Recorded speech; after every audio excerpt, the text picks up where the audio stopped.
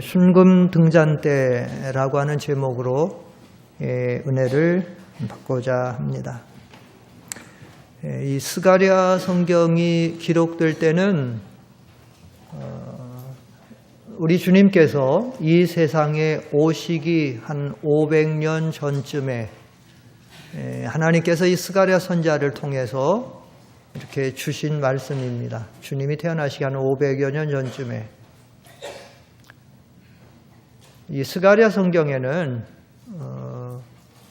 하나님께서 스가랴 선지자에게 여러 가지 환상을 통해서 예수님의 구속에 대한 진리와 그리고 성도들이 교회를 통한 신앙생활을 어떻게 해야 될 것이며 그리고 또한 말세에 이렇게 되어질 일들에 대한 예언들이 이렇게 자세하게 기록이 되어 있는 아주 중요한 말씀입니다.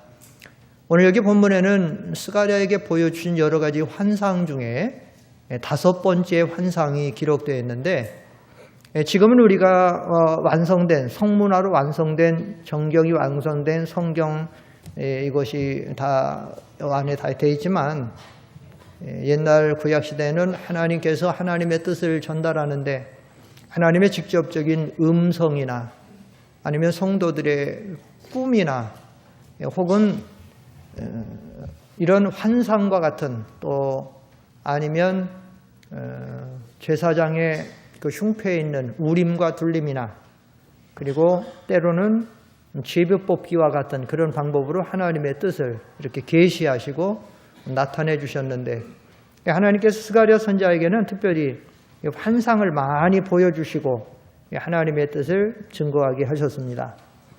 오늘 여기 스가랴 4장에 보면 하나님께서 특별히 이 순금 등잔대를 보여주시고 우리에게 가르쳐 주시는데 특별히 순금 등잔대와 3가지 기능을 우리가 잘 보아야 되는데 2절로 3절에 보면 먼저 순금 등잔대가 나옵니다.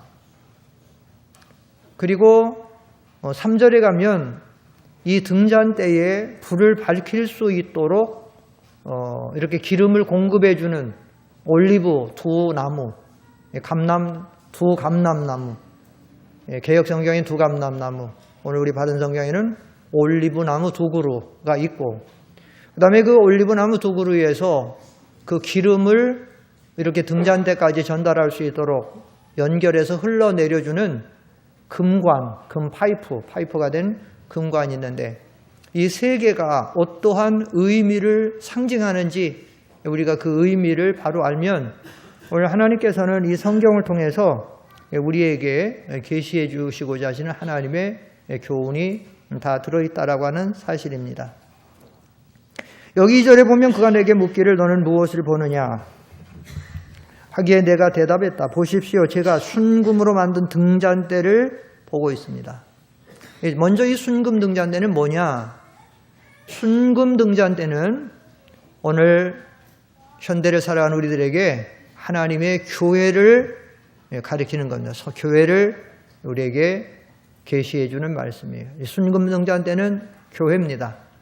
요한계시록 1장 20절을 한번 보시면 하나님께서 사도 요한에게 반모섬에서 그 요한에게도 이 환상을 통한 계시를 좀 보여주고 있는데 앞에 보시고 시작.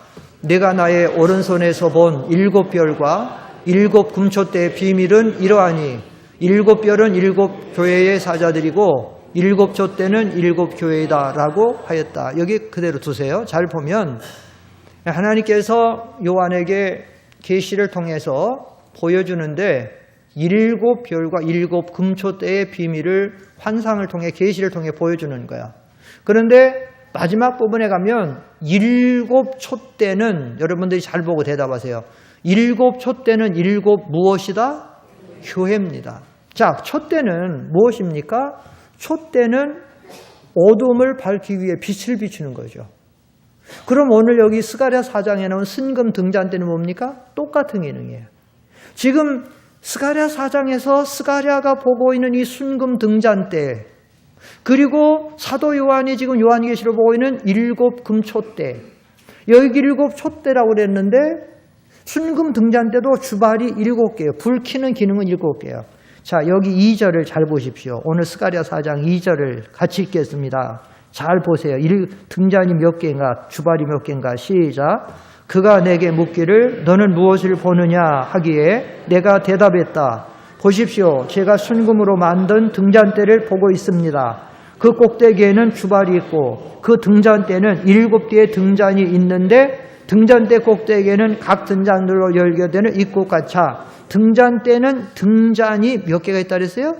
7개. 바로 순금 등대의 7등잔이 지금 요한계시록 1장 20절에서 말하는 7금 촛대와 같은 것으로 이건 뭐냐? 오늘날 하나님의 교회를 가리키는 것이다. 그러면 교회를 이렇게 순금 등대나 촛대로 비유하고 있느냐? 두 가지 의미가 있는데 첫째는 교회는 어두운 죄악 세상을 밝혀주는 역할을 하는 것이다 라고 하는 그런 의미가 있어요. 교회는 죄악으로 어두워진 세상을 밝혀서 생명으로 구원으로 인도해 주는 것이 교회의 역할이에요. 요즘에 이상하게 성가대 찬양하고 주일날 찬양하고 제 메시지하고 거의 매치가 계속되고 있어요. 오늘도 가사 아까 제가 잘 들어보니까 또 잊어버렸네. 아까 생각 잘 났었는데. 뭐라 그랬지? 예? 예. 빛과 소금 돼서 어두운 세상을 밝혀주는 하여튼 그런 거죠. 들었죠? 알았죠? 예. 아주 딱 매치가 참 되는 말씀인데. 이렇게 밝은데 뭐가 어둡다 그러냐? 이건 육신적인 요즘에 이런 과학이 발달돼서 뭐 밤에도 환하게 비춰주신 이거는 물질적인 빛이고 성경으로는 이 세상은 영적으로 아주 흑암이 되어버렸어요. 그 성경의 사도 바울 서신 같은 데 로마서 같은 데 보면 죄악의 밤으로 지금 캄캄해졌어요. 영적으로 얼마나 캄캄해졌는지 몰라요. 그래서 너무 영적으로 캄캄해져서 사람들이 어디가 이게 진리고 비진리인지 어디가 생명이고 사망인지 뭔지를 모르고 살아가는 거예요. 무엇보다도 이 생명의 구원을 받으려면 빛으로 나와야 되는데 어두우니까. 그러니까 교회가 빛을 비추는 거예요. 교회가 무슨 빛을 비추느냐? 전기불 빛을 비춰야 되느냐?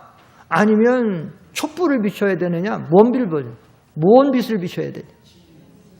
네. 우리는 교회가 빛을 비추는 교관인데 빛을 비춰 살려야 되는데 무슨 빛을 비추냐면 우리는 그리스도의 빛을 비추는 거예요. 자, 성경에 보면 그 4대 복음서 중에서 4번째 복음을 요한복음인데 마태, 마가, 누가는 공관복음이에요. 거의 내용과 사상과 교훈이 거의 많은데 특별히 요한복음은 독수리 복음이라 해서 이 신령한 복음인데 예수님을 통한 아주 신령한 진리가 많이 있어요. 그런데 요한복음 1장 1절 시작에 태초에 말씀이 있었는데 이 말씀이 하나님과 함께 계셨고 그 말씀은 하나님이셨다. 앞에 있죠? 태초에 말씀이 계셨다. 그 말씀 하나님. 여기 말씀은 로고스라고 하는 게 말씀이에요. 그런데 이 로고스 말씀이 누구냐? 예수님과 그래요. 태초에 말씀이 계셨다.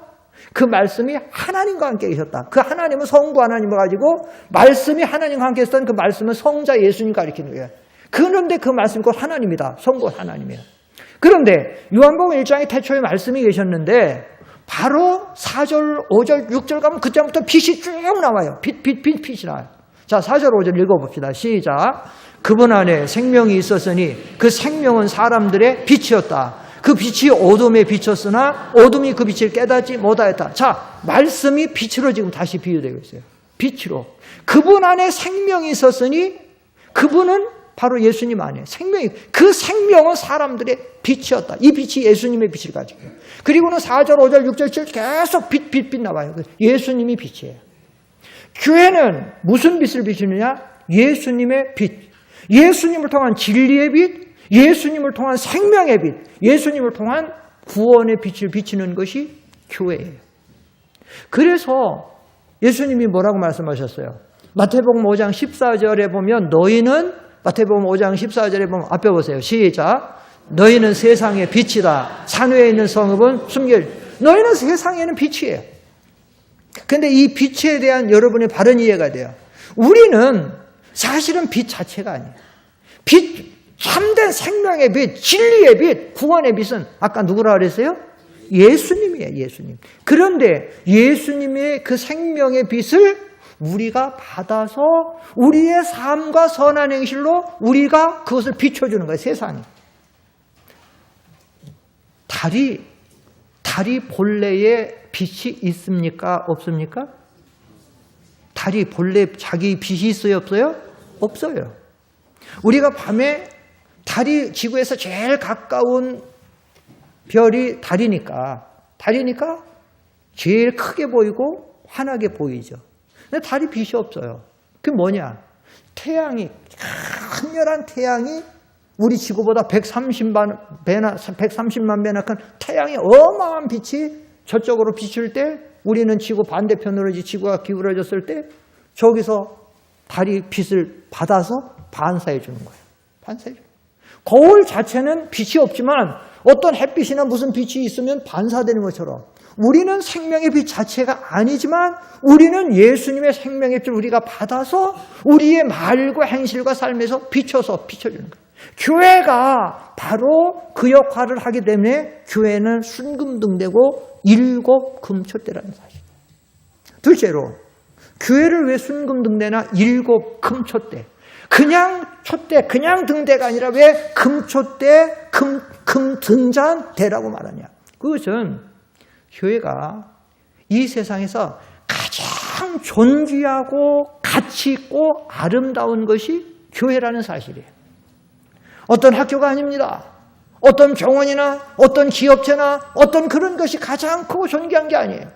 교회가 이 세상에서 가장 가치 있고 존귀하고 아름다운 것이에요. 왜냐? 여러분, 교회는 누구의 몸이라 했습니까? 교회는 그리스도의 몸이에요. 그리스도의 몸.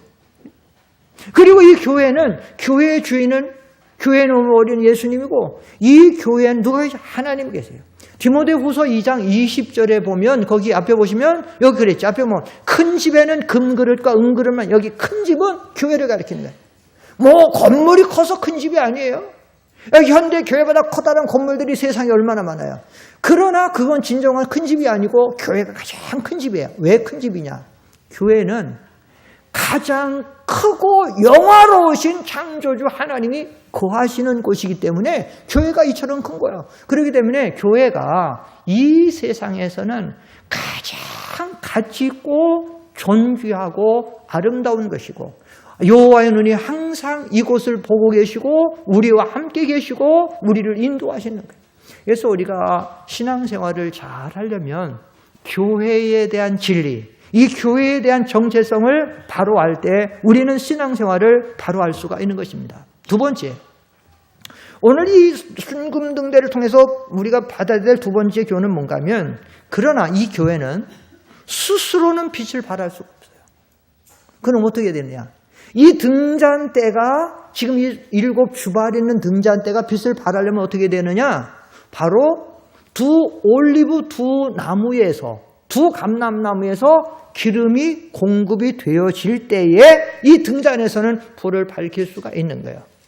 그러면 오늘 여기 3절에 있는, 3절 보십시다. 3절에 등잔대 곁에 있는 올리브 나무 두 그루가 서 있는데 하나는 주발 오른쪽에 있고 다른 하나는 주발 왼쪽에 있습니다. 이 올리브 나무는 뭐냐? 이 두 올리브 나무. 그냥 올리브 나무 하나도 아니고 10개도 아니고 왜 두 올리브 나무냐? 이 둘이라고 하는 것은 증인의 숫자를 가리키고 있는데, 근데 이 두 올리브 나무, 두 감람나무는 역사적인 면에서 두 올리브 나무가 있고 영적인 신령한 면에서 두 올리브 나무가 있어요. 이 역사적으로 두 올리브 나무는 누구냐? 첫째는 수룹바벨을 가리키는 거예요. 여러분이 여기 성경에 보면 9절을 한번 볼까요? 9절 한번 읽어봅시다. 9절 시작. 수룹바벨의 두 손이 이전의 기초를 놓았으니. 자, 이 수룹바벨은 누군가? 수룹바벨은 지금 이스라엘 백성들이, 아까 제가 말씀드렸죠. 이 성경이 쓰여질 때는 주님이 오시기 전에 약 500여 년 전이라고요. 500여 년 전이에요. 한 520년, 한 500여 년 전인데 이때 이게 쓰여진 것인데, 그런데 이때는 언젠가 하면 이스라엘 백성들이 하나님 앞에 우상을 숭배하고 하나님 앞에 안식일을 범하고 그 다음에 하나님 의지하지 않고 세상 나라를 의지하고 나가서 하나님 앞에 경고를 여러 번 받았지만 깨닫지 못하고 죄를 짓고 나가다가 결국은 예레미야의 예언대로 완전히 바벨론 침략을 받아서 나라는 깨지고, 그리고 이스라엘 나라 사람들은 전부 번반한 사람, 웬만한 사람은 아주 비천한 사람 웬만만 남겨놓고 나머지는 다 바벨론을 포로로 잡혀갔어요. 그리고 그 바벨론 가서 70년 동안 엄청난 포로 생활, 노예 생활로 하다가 예레미야의 예언대로, 예레미야 25장대로 예언대로 70년이 마쳤을 때에 하나님께서 기적적으로 정말 상상할 수 없는, 포로가 어떻게 제 나라 가서 다시 나라를 설립하면 할 수 없는 일이죠. 이런 있을 수 없는 일. 그러나 하나님의 말씀은 1.1핵도 틀림이 없어요. 하나님의 종을 통해 예언한 대로 바벨론 예언대로 70년이 마칠 때에 그들이 이스라엘 고국으로 돌아와요. 포로 귀환. 근데 1차, 2차, 3차에 나오죠. 1차는 돌아올 때 지도자가 바로 수룹바벨, 2차 에스라, 3차 느헤미야를 통해서 이렇게 세 번에 포로로 잡혀갈 또 1차 포로, 2차 포로, 3차 포로 세 번에 나눠 잡혀가고, 돌아올 때도 1차 귀환, 2차 귀환, 3차 귀환 하는데 제1차 돌아올 때에, 근데 이스라엘 왕이 없잖아요. 이스라엘 지금 다 나라가 망하고 없어서 70년 뒤였으니까 왕이 없어요. 근데 무정부 상태에 있으면 나라가 운영이 안 돼, 경영이 안 되니까 그때 하나님께서 페르시아 그 고레스를 통해서 지도자를 세워요. 그 총독으로 세우는데 그게 누구냐? 수룹바벨이에요. 한번 따라합시다. 수룹바벨. 예, 수룹바벨이에요. 근데 이 수룹바벨을 통해서 이스라엘이 돌아와요. 이 수룹바벨을 통해서 돌아와가지고 가장 그들이 먼저 핵심적으로 중점을 두고 한 사역이 있어요. 그게 뭐냐? 무너진 하나님의 성전을 재건하는 것. 다시는 이스라엘 백성들에게 가장 중요하다라고 하면 뭐예요? 성전이죠. 하나님 성전이 핵심적인 성전. 근데 성전이 불탔어. 없어. 그러니까 수룹바벨이 와가지고 그걸 하는 거예요. 그리고 여기 두 올리브 나무가 있어요. 또 올리브 하나는 누구냐? 그리고 다른 올리브 하나는 대제사장 여호수아를 가리키는 거예요. 이 두 올리브가 정치적으로는 수룹바벨을 역사적으로 가리키고, 또 하나는 종교적으로는 대제사장 여호수아예요. 여러분이 그 옆에 스가랴 3장을 한번 보면 8절 한번 보십시다. 8절 다 같이 3장 8절 시작. 대제사장 여호수아야, 너와 네 앞에 앉아있는 너의 동료들은, 거기까지만 보세요. 여기 3장에는 여호수아라는 말이 계속 등장해. 대제사장 여호수아, 아니면 그냥 여호수아, 계속 등장해. 이 사람은 누구냐? 대제사장이에요. 여기 8절 대제사장 여호수아. 이 여호수아는 수룹바벨과 함께 1차 포로 가운데 같이 돌아오면서 수룹바벨이 정치적인 지도하는 역량을 펼쳤다고 하면, 대제사장 여호수아는 종교적인 역량을 펼쳐서 갖고 돌아와서 둘이 가장 합세해서 중추적으로 한 일이 바로 아까 성전 건축이에요. 이 스가랴와 동시대에 활동한 사람이 한 2개월 차이로, 바로 스가랴 앞에 무슨 성경이 있겠죠? 한참 찾아봐야 돼? 스가랴 성경 뒤에는 무슨 성경 나와요? 말라기가 나와. 그 다음 이제 신약이다. 그 다음에 스가랴 앞에 무슨 성경 나와요? 학개요. 학개와 동시대 사람이야. 이 학개서에는 1장부터 마지막까지 그냥 성전 건축하는 거로 그냥 진리가 되어 있어요. 바로 수룹바벨과 대제사장 여호수아가 와가지고 그들이 전력으로 한 것이 무언가이면 성전 건축이었죠. 성전 건축. 성경에 보면 세 성전이 나와요. 맨 처음에는 바로 그 유명한 다윗 왕의 아들 솔로몬이 지은 솔로몬 성전이 나와. 그 다음에 두 번째, 이 솔로몬 성전이 범죄해서 깨지고 무너져서 불타버렸어. 그래서 그것을 재건한 성전이 바로, 한번 따라합시다. 수룹바벨 성전. 지금 이 성전이에요. 여기 짓는 거예요. 지금 이 짓는 수룹바벨 성전이에요. 그리고 세 번째 성전이 예수님 당시에 완성은 안 됐고 건축되고 있던 헤롯 성전이에요. 헤롯이 유대인들의 마음을 얻기 위해서 그 성전을 다시 지어준 헤롯. 이 세 가지 성전이에요. 오늘 이 세 번째가 이것이 수룹바벨 성전을 재건하는 일이에요. 그러나 여기 두 올리브나무는 이 역사적인 배경보다는 영적인 면이 가장 중요한데, 그럼 이 두 올리브나무 영적인 면은 누구냐? 바로 예수님이에요. 예수님을 가리키는 거예요. 그래서 여러분들이 조금 자세히 살피면 알 수 있는데, 이단 종파들이 가끔씩 여러 이단 종파들이 한마디씩 나중에 한 말이 뭐냐면 내가 감람나무다, 이런 사람 많아요. 그 유명한 한국 전도관의 박태선이라는 사람, 내가 감람나무다. 자기를 믿으면 죽지 않고 세상에 영생한다고 해서 영생교회 교주였던 조희성도 내가 감람나무다. 요즘에는 신천지 이만희도 자기가 감람나무라. 이 감람나무라는 말은 메시아라는 대명사거든요. 메시아. 예수를 가리키는 거예요. 그러니까 이단의 교주들이 내가 감람나무다라고 말하는 거예요. 왜냐하면 예수님을 가리키는 거예요. 예수님을. 근데 예수님을 왜 성경에서는 두 감람나무다라고 말하는가? 그냥 한 감나무는 모르는데 왜 두 감나무나? 근데 이 감람나무가 뭐 하는 거면은 기름 흘러내리잖아요. 그래서 등불 비치잖아요. 근데 예수님을 왜 두 감람나무다라고 말하고 있냐면, 예수님은 이 세상에 삼직을 가지고 오셨어요. 그리고 이스라엘 백성들은 이스라엘에서 특별한 지도자를 세울 때 기름을 부었어요. 그 기름 부음이 뭐냐? 바로 왕과 제사장과 선지자. 그래서 이것을 갖다가 신학적인 용어로 그리스도의 삼직이라고 그래요. 그리스도의 세 가지 직분. 그런데 이 세 가지 직분을 딱 성질상 나누면, 하나는 정치적인, 왕은 정치적인 지도자고 수르바벨 같이, 또 하나는 대제사장과 선지자는 종교적인 지도자예요. 그러니까 예수님은 이 세상에 정치적인 직분과 영적인 직분을 동시에 가지고 와서 만왕의 왕으로서 또 대제사장으로 사람들을 구원하고 우리를 통치하고 다스리시는 거예요. 자, 성경에 등장하는 예수님, 가장 많이 등장하는 예수님의 이름 중에, 예수님의 그 이름 중에 또다시 주님의 그리스도의, 이게 대답이 다 나왔네. 이게 예수님 다음에 많이 등장하는 게 예수님 이름이 뭐예요? 그리스도예요. 이게 대답을 먼저 해줘갖고 요즘.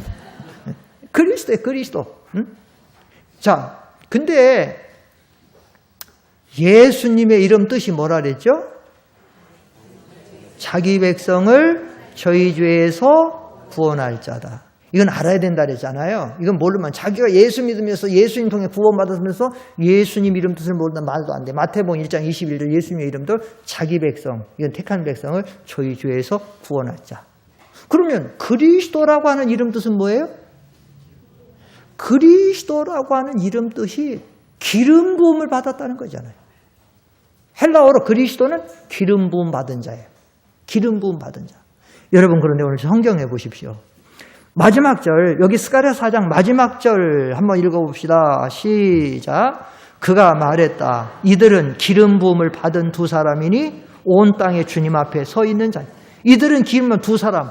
바로 예수님이 정치적인 지도자요, 종교적인 지도자로서 예수님이 기름 부음을 받은 자라는 거예요. 그리고 동시에 모든 교회와 성도에게는 주님으로부터 이 기름이, 이 빛을 발할 수 있는 기름이 주님으로부터 흘러내린다라는 거예요.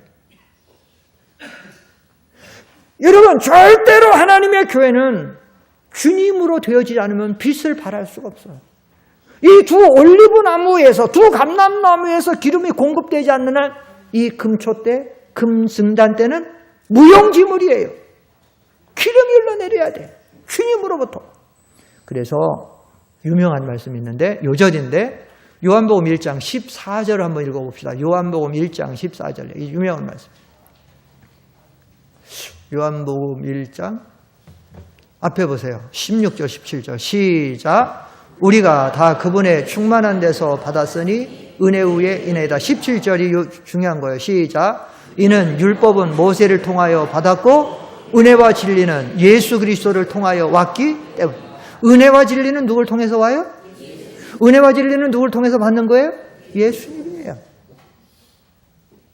뭐 어떤 이단 종파들이 자기들이 은혜를 주고 자기들이 와야 진리를 깨닫고 자기들이 생명을 주고 자기들이 구원을 준다고 이단 종파들이 말해요. 이단 종파가 아니라도 어떤 목사들이, 교만한 목사들이 자기가 은혜를 주고 자기가 진리를 주고 자기가 축복을 주고 자기가 병을 고치고 자기가 뭐같이 하는 데서 자기가 한다고 하는 건 다 그건 가짜예요. 모든 하나님의 은혜와 진리와 생명과 구원과 하나님의 축복과 하나님의 모든 역사는 누구로부터 오는 거예요? 예수님 그리스도로부터. 은혜와 진리는 예수를 통해. 주님이 아니면 모든 것, 그 말하는 그 모든 것들은 잘못됩니다. 모든 하나님의 은혜와 축복은 전부 그리스도를 통해서 오는 거예요. 그래서 언제나 우리가 주님의 은혜를 사모하고 앙망하고 주님 앞에 가까이 나가도록 우리가 애를 써야 되는 거예요. 세 번째, 자, 순금 등잔대에 대해서 말씀드렸어요. 그리고 두 감람나무, 두 올리브나무 두 그루에 대해서 말씀드렸어요. 근데 여기 중요한 게 있어요. 빠져서는 안 되는 게 있어요. 왜냐?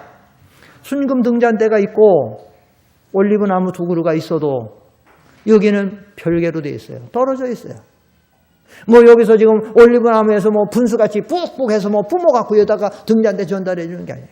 그러면 이 올리브나무에서 은혜와 진리와 하나님의 모든 신령한 축복 모든 것들을 연결해 주는 관이 나오죠. 3절, 2절에 보면 그 2절 하반절에 그 등잔대는 7개의 등잔이 있는데 등잔대 꼭대기에는 각 등잔들로 연결되는 무슨 관이 있으며 7관이 있어요. 7관은 금관이겠어요? 은관이겠어요? 스텐관이겠어요? 금관이에요. 금관. 금으로 되어 있어요. 7관. 주발이 7개니까 관이 7개일 수밖에 없어. 그러면 이 7관은 뭐냐? 교회와 주님의 연결한 이 7관은 뭐냐? 이것은 바로 교회의 사자, 오늘날 말하면 기름 부음을 받은 주의 종들을 가리키는, 목사님들을 가리키는 목사님들. 요한계시록 2장 1절 한번 보세요. 여기를 잘 보시면 앞에 보시고 시작. 너는 에베소에 있는 교회의 사자에게 이렇게 써라. 오른손에 7벼를 붙잡고 7 금초대 사이로 거니시는 분께서 이와 같이 말씀하신다. 자, 아까 요한계시록 1장 20절에서는 오른손에 7별의 비밀과 7 금초대라고 말했고, 근데 7별은 아까 1장 20절에서 7교회의 사자요 그랬어요. 7교회 사자요 그랬어요. 7별은. 7개의 사자가 바로 금관이에요.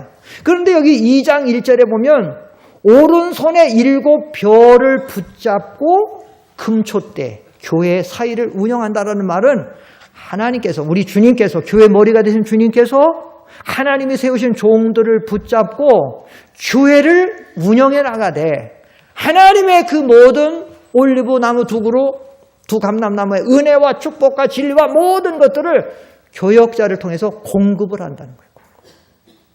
그래서 우리 성도들이 신앙생활하면서 굉장히 주의할 것 중에 하나가 뭔가 하면, 중요하게 생각하고 잘 깨달아야 될 것 중에 하나가 뭔가 하면, 내가 교회 신앙생활하는데 제일 중요한 관계는 교역자와의 관계다. 아니, 주님과의 관계는 말할 것도 없고, 주님은 아예 생명이고 구원이고 주님은 뭐든 그건 말할 것도 없고, 그 다음에 중요한 게, 주님 다음에 중요하게 생각할 게 뭐냐면 바로 교역자예요.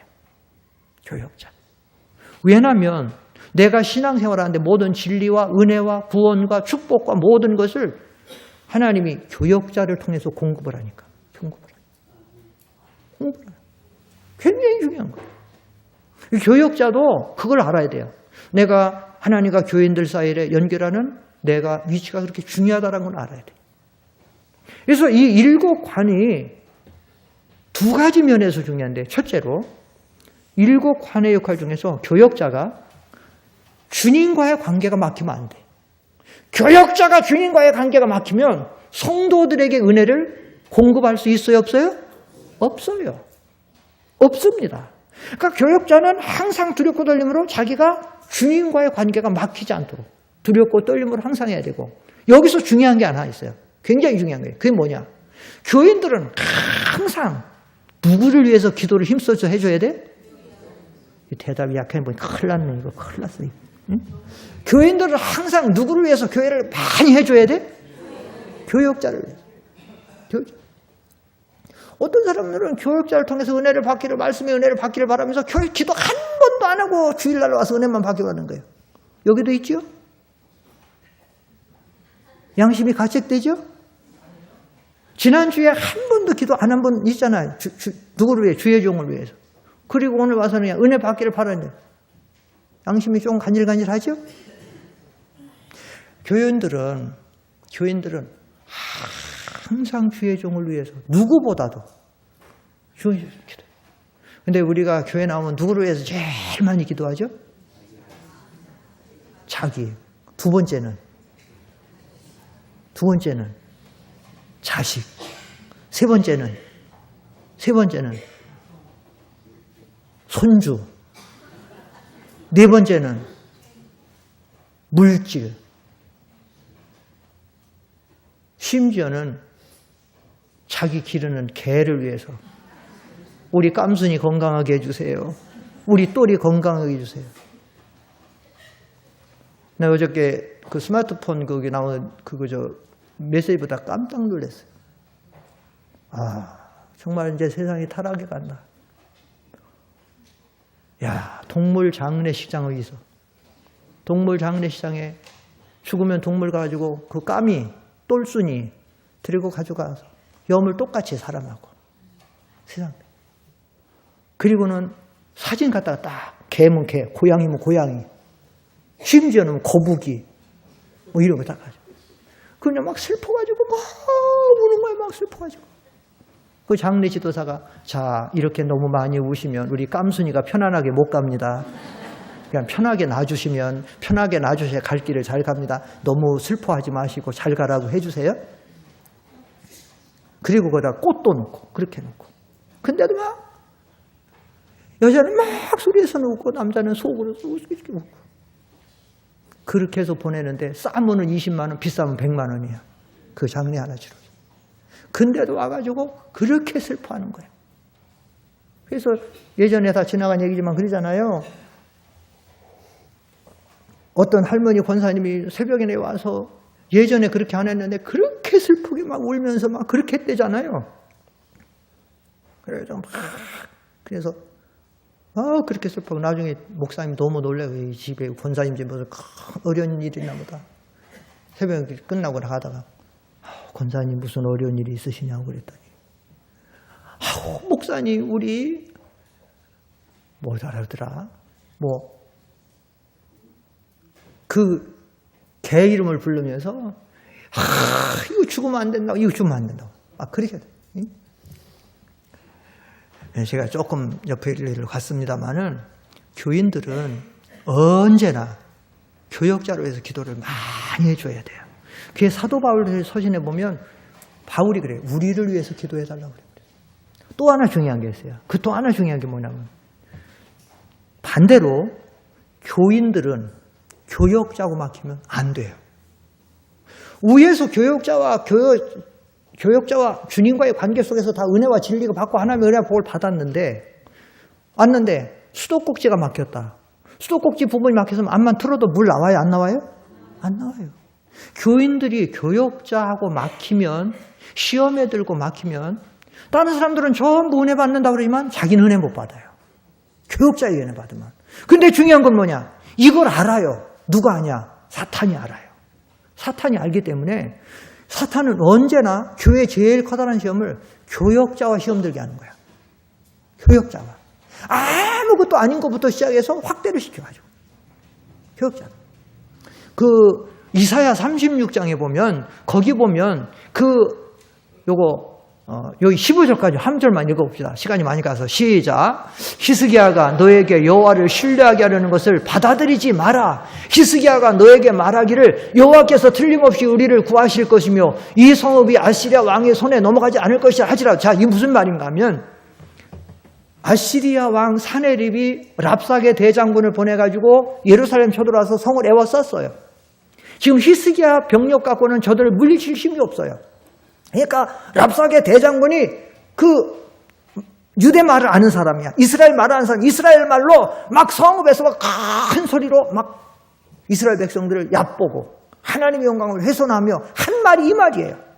히스기야가 너희들 여호와를 의지하면 여호와가 너희를 건져줄 것 같다는데 말 같지도 않은 소리다. 우리 왕 사네립의 손에서 너희를 건져낸 왕은 누구도 없다. 그렇기 때문에 우리 사네립의 왕에게 해야 되고, 그러면서 한 말이 뭐냐면 히스기야와 이스라엘 백성 사이를 이간 붙이는 거예요. 이를 막는 거야. 만약에 그러면 어떻게 돼요? 백성들이 히스기야 지도자의 말을 안 듣고 신뢰하지 않으면 깨지죠. 깨지는 거예요. 그러니까 사탄이 언제나 교회를 제일 큰 시험 들게 할 때는 교인들과 교역자 사이를 딱 시험 들게 하는 거예요. 성경에는 항상 말합니다. 교역자가 어떤 사람인 줄 알아라. 하나님의 종이다. 성경에 많이 있어요. 그리고 그들을 이해해야 되고 그들이 즐거움을 하도록 하고 그들을 협력하고 도와줘야 된다. 이 사사기에 보면 기드온이 미디안과 쳐들어 나가서 그들이 막 그 미디안 대군과 싸울 때에 외친 말이 있어요. 첫째는 여호와를 위하라 그래놓고 두 번째는 뭐냐? 기드온을 위하라 그렇게 하고 있어요. 왜냐하면 기드온을 통해서 하나님의 날 공급해서 그 지도를 해나갈 때에 이스라엘이 미디안을 이기기 때문에요.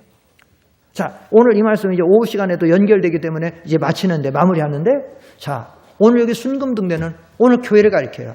이 교회를 통하여 하나님의 영적인 성전들을 건축해 나가는, 우리 성도들의 구원을 이루어 나가는 걸, 이거를 잘 해나가야 돼서 빛을 비춰야 돼요. 빛을 비추는. 그러려면 주님으로부터 은혜와 공급을 받아야 되고, 그러려면 주의 종과의 관계가 바로 되어져야 되고, 그때에 하나님의 교회 사명은 바로 할 수 있는 거예요. 그래서 우리가 이런 진리를 잘 깨닫고 말세 이 순금등대를 이루어가는, 건축해 나가는 수르바벨이 한 것처럼 우리 교회가 이 순금등대 같이 정말 아름다운 교회로 이루어지기를 축원합니다. 기도하십시다. 거룩하신 하나님,